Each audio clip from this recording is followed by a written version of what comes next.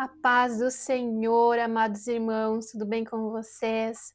Mais um devocional aqui no canal e hoje a palavra do Senhor quer falar com você sobre restauração, sobre legado, sobre permanência.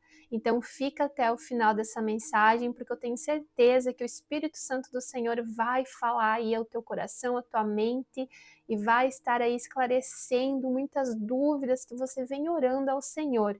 Amém? Novamente, no dia de hoje, o primeiro, capítulo, versículo da Bíblia que Deus quer falar conosco é Gênesis 26, 18.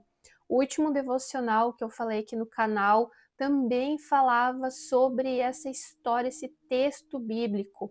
Porém, hoje tem um significado ainda mais profundo com outros textos bíblicos que eu vou trazer aqui.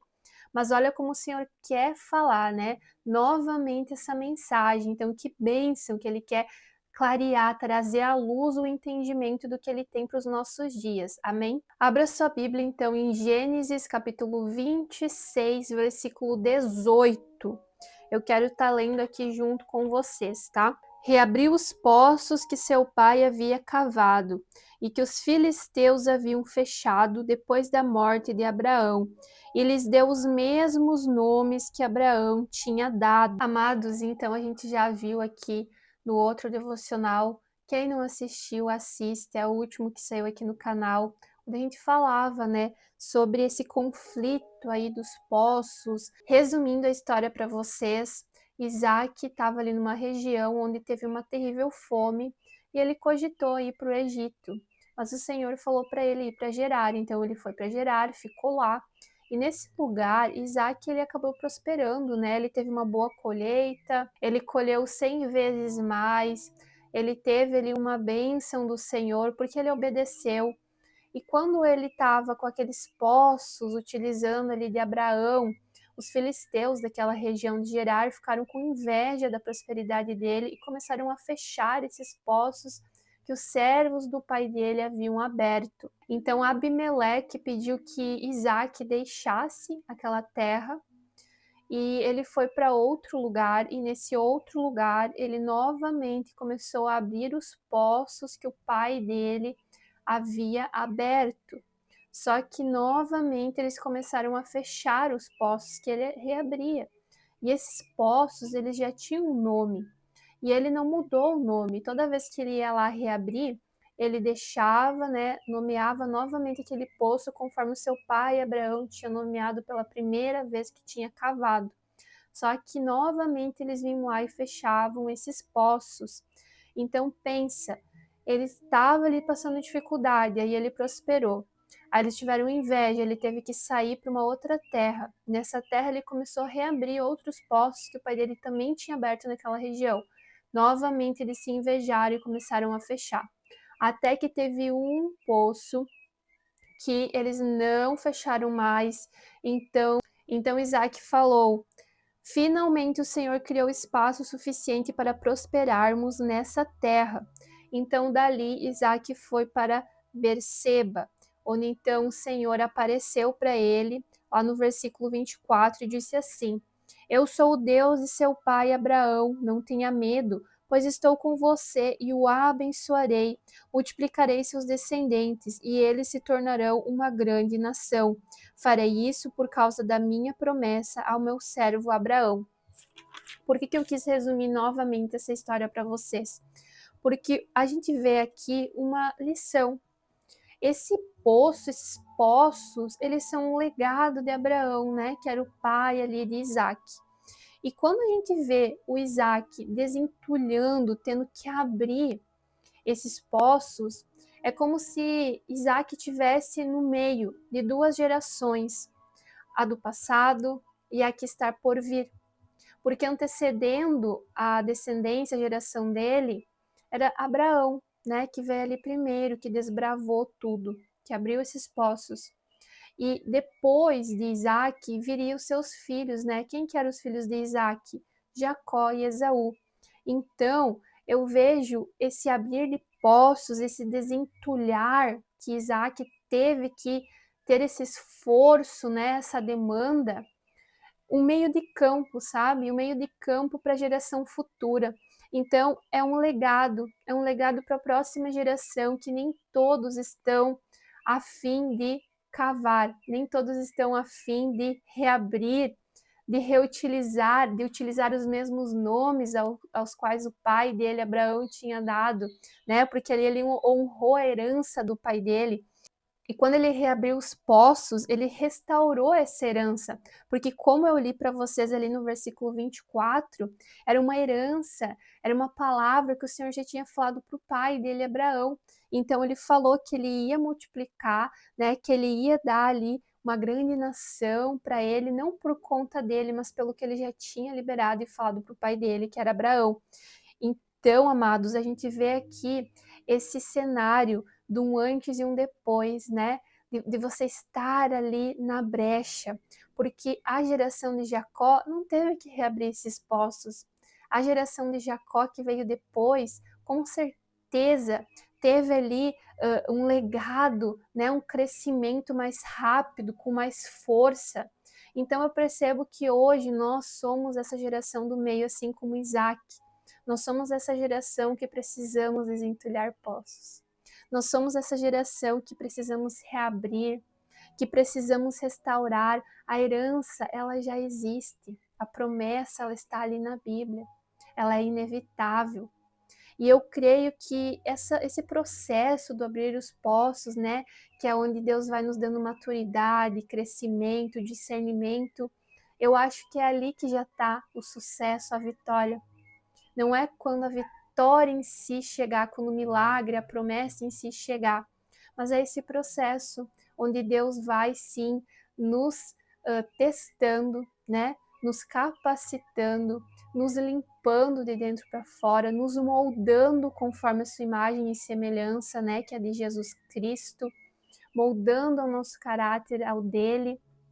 Então eu percebo que o que o Senhor quer falar novamente nesse versículo é essa maturidade, né? É essa restauração, é essa herança, é esse legado que Isaac teve com o seu pai e que nós, como povo santo escolhido de Deus, também temos para com os nossos filhos.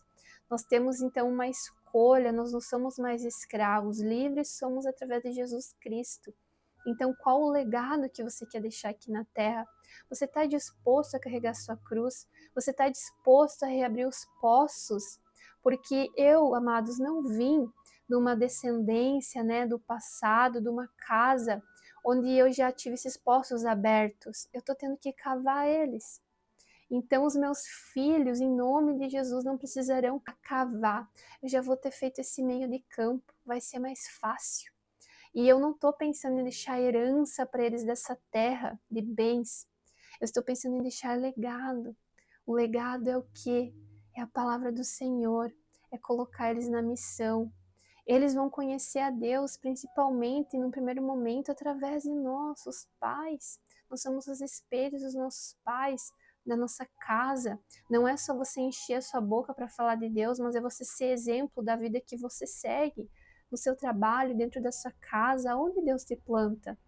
Então, esse processo, amados, de desentulhar, nem sempre ele é fácil.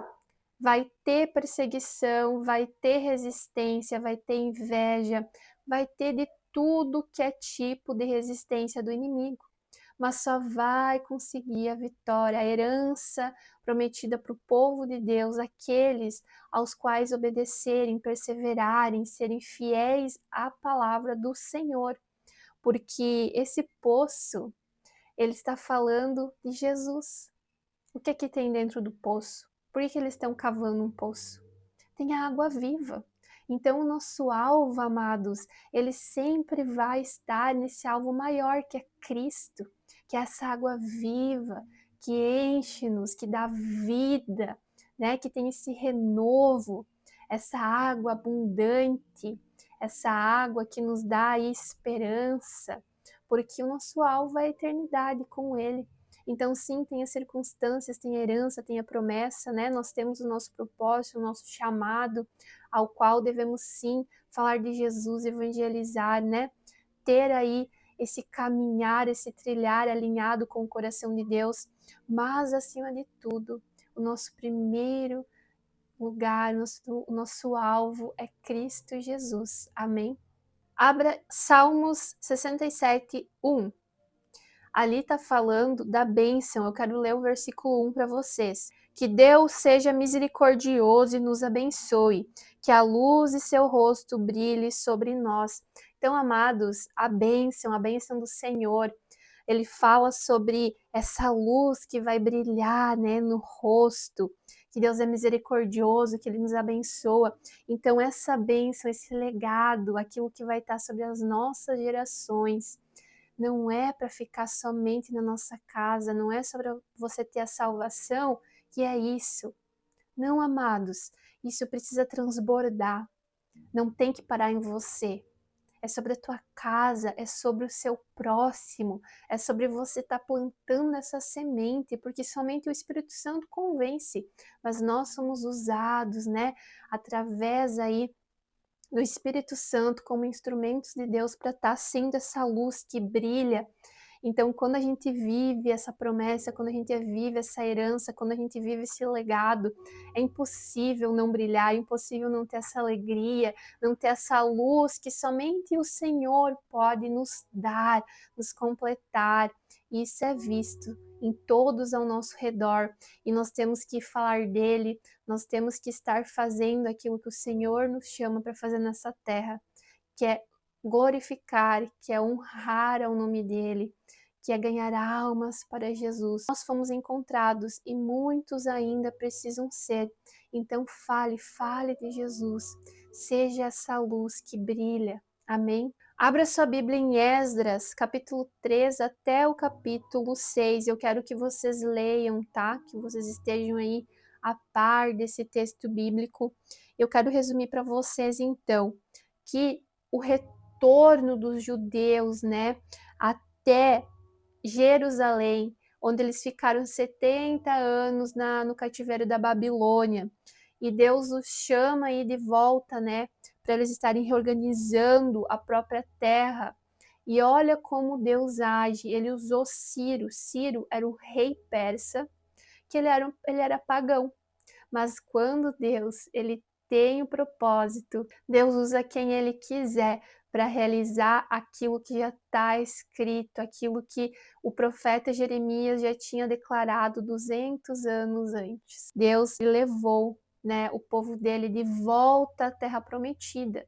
Só que muitos amados daquele povo não quis regressar, porque eles já estavam ali, né, vivendo no conforto da Babilônia civilizada, e eles não queriam voltar para uma Judéia que estava arruinada, que estava empobrecida. Então, o que o Senhor nos fala é que nós devemos estar ali levantando esse altar, assim como esse povo chegou, restaurou primeiramente o altar. E qual que foi o altar? Adoração, coração rendido. Então, amados, não é as estruturas externas primeiramente, porque eles foram erguer o templo só depois. Primeiro eles fizeram adoração, levantaram o altar.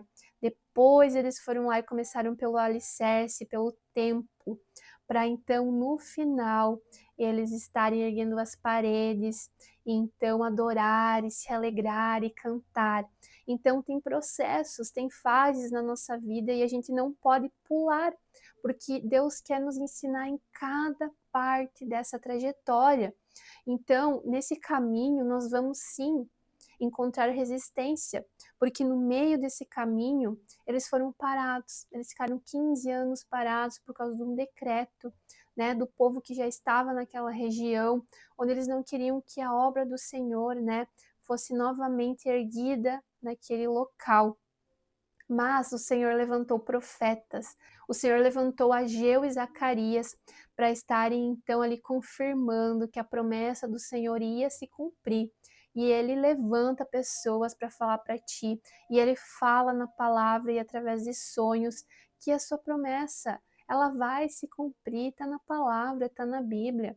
Mas esse processo é o processo ao qual você precisa perseverar. porque é nesse lugar que Deus vai te restaurar, é nesse lugar que você já tem que ter alegria, é nesse lugar que você já tem que testemunhar em público, não somente quando Deus realizar, mas tudo que Deus já fez.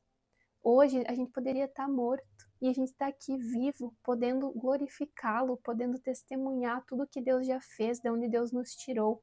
Fica essa mensagem, então, do dia de hoje, ao qual o Senhor fala que Ele quer nos restaurar, que Ele quer que a gente reabra os poços, que Ele quer que a gente honre, né, a herança dos nossos pais, o legado.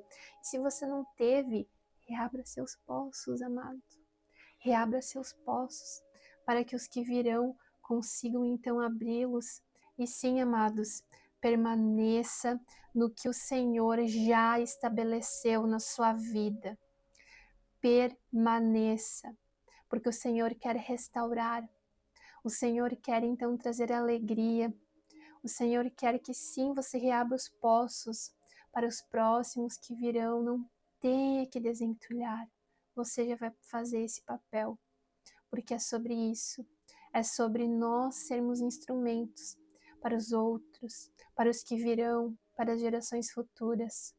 Hoje a mensagem do Senhor é essa: restauração, permanência, porque sim, a promessa está de pé e a alegria ela já tem que ser vivida desde o dia de hoje. Amém?